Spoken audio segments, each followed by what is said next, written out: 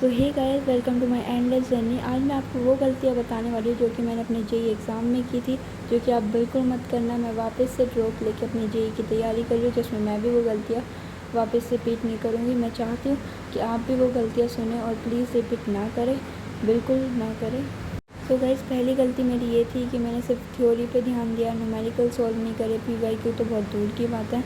Then guys, मैं आपको second गलती अपनी बताती हूँ कि मैंने मॉक्स टेस्ट डीपीपी कुछ सॉल्व नहीं करी, कुछ टेस्ट नहीं दिए। तो गाइस, प्लीज़ आप ऐसा मत करना। टेस्ट मॉक्स जो भी हैं आप प्लीज़ देना। आपको स्क्रीन पे शॉर्ट नोट्स दिख रहे होंगे मेरे बेसिक मैथ्स के। तो गाइस, प्लीज़ फिजिक्स और मैथ्स में तो शॉर्ट नोट्स ज़रूर बनाएं। एंड गाइस, थर्ड गलती मेरी ये थी कि इनऑर्गेनिक में मैंने बिल्कुल भी एनसीईआरटी नहीं छुई। तो गाइस, प्लीज़ आप एनसीईआरटी रीड करना मस्ट है इनऑर्गेनिक में। देन गाइस, मेरी चौथी गलती ये थी, अगर कोई चैप्टर का रिवीजन भी करती तो सिर्फ उसमें थ्योरी और उसी बार बार मैं रीड करती थी, लर्न करती थी। मैं साथ ही साथ न्यूमेरिकल्स नहीं करती थी। गाइस, आपको ये रिपीट नहीं करना है। आपको शुरू से ही चैप्टर लिमिटेड थ्योरी रीड करनी है, लर्न करनी है। उसके बाद साथ ही साथ आपको न्यूमेरिकल सॉल्व करने चाहिए, वो पीवाईक्यू हो चाहे वो एनसीईआरटी हो। प्लीज़ न्यूमेरिकल सॉल्व करें। कुछ कंसेप्ट होते हैं जो कि अलग ही होते हैं, जो हमें याद करने पड़ते हैं। प्लीज़ वो साथ ही साथ याद करें। यहाँ पर अलग नोटबुक में आप लिख लें, ताकि आप जब एग्ज़ाम हो तो लास्ट टाइम पे जब आप रीड करें तो वो आपका छूटे ना, वो आपसे रीड हो जाए। तो गाइस, प्लीज़ ये गलतियाँ बिल्कुल भी रिपीट ना करें जो मैंने रिपीट करी।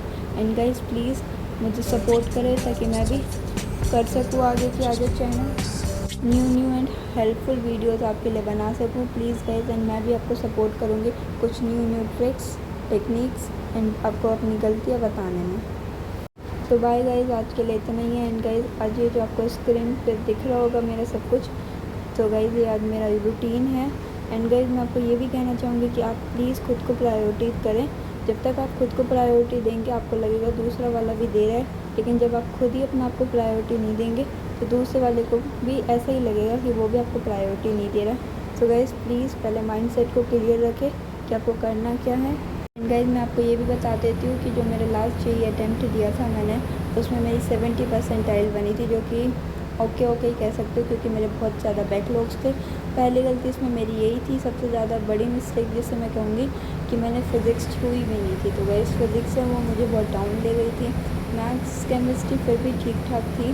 फ़िज़िक्स में अगर और ध्यान देती लास्ट टाइम पे तो मेरा हो पाता कुछ अच्छा।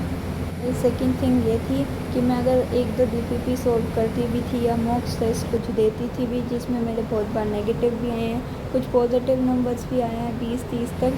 तो गाइस, मैं बहुत ही जल्दी नेगेटिव हो जाते थे कि हाँ मेरे से तो नहीं होगा। इस वजह से मैंने अपने मॉक्स टेस्ट छोड़ दिए थे। लेकिन गाइस, प्लीज़ आप ऐसा मत करना, नेगेटिव मार्क्स आए तो। जो भी डीपीपी सॉल्व करूँगी या फिर जो भी टेस्ट होंगे उसके नंबर्स आपको ज़रूर दिखाऊंगी, ताकि आप डीमोटिवेट ना हो।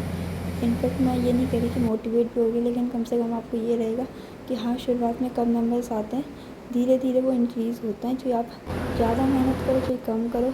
कई बार ऐसा होता है कि बहुत ज़्यादा मेहनत करते हैं उसके बाद भी बहुत ही कम नंबर आते हैं।